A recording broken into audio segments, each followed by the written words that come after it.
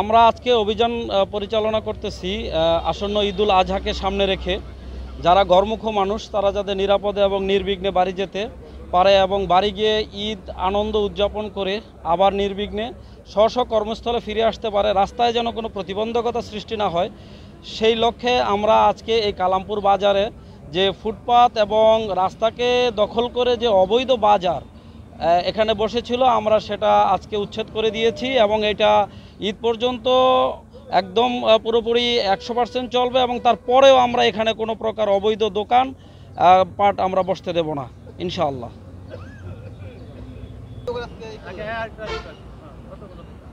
এখানে আজকে মাছ বাজার এবং অন্যান্য সবজি বাজার সব মিলিয়ে প্রায় 100 দোকান ছিল। এখানে আমি আছি, এখানে ধামরাই থানার এই সাব ইন্সপেক্টর আছে, আমরা ধামরাই থানা এবং গলোরা হাইওয়ে থানা পুলিশ মিলে এই 100 অবৈধ দোকান আমরা উচ্ছেদ করেছি। তাদেরকে আমরা বলেছি, তারা সরে গিয়েছে, তাদের সাথে আমাদের ওরকম কোনো বাকবিতণ্ডা বা হয় নাই। এটা শুধুমাত্র করেছি রাস্তায় যাতে কোনো প্রতিবন্ধকতা সৃষ্টি না হয়, ঘরমুখ মানুষ যাতে নির্বিঘ্নে ঈদ আনন্দ উদযাপন করার জন্য ঘরে ফিরে যেতে পারে এবং ঈদ আনন্দ উপভোগ করে নির্বিঘ্নে আবার স্ব কর্মস্থলে ফিরতে পারে, সেই